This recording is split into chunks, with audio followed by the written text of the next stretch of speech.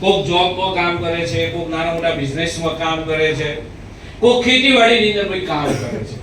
ને તમે આ કામ કેમ કરો છો? કામ કરવા પાછળનો મકસદ એક જ છે કે સૌથી પહેલા તો આપણી જે નાની નાની જરૂરિયાતો છે એ જરૂરિયાતો પૂરી થાય. 5-10 વર્ષ પછી 2-4 જવાબદારીઓ આવતી હોય તો એ જવાબદારીઓ પૂરી થાય. એ પછી નાના મોટા આપણા સપના હોય તો એ સપના પૂરા થાય. લાઈફની અંદર હાલ જે આપણું લાઈફસ્ટાઈલ છે એ લાઈફસ્ટાઈલ થોડુંક અપડેટ થાય અને લાઈફની અંદર આપણે સક્સેસ થઈએ. યસ કે નો?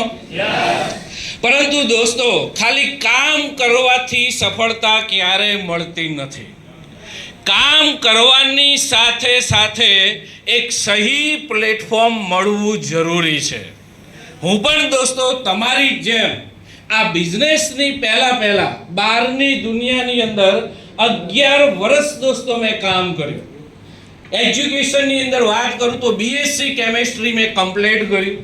બીએસસી કેમેસ્ટ્રી કમ્પ્લીટ કર્યા પછી 4 વર્ષ દોસ્તો મેં નોકરી કરી. 2 વર્ષ અંકલેશ્વર જીઆઈડીસી અને 2 વર્ષ અમદાવાદની બાજુમાં સાતે જીઆઈડીસી. એ પછી 5 વર્ષ રાઇઝિંગ ફાર્માસ્યુટિકલ્સ કરીને કંપની ચલાવી. જોબ વર્ક પર અમે મેન્યુફેક્ચરિંગ કરાવતા હતા, ટેબ્લેટ, કેપ્સ્યુલ, સિરપ.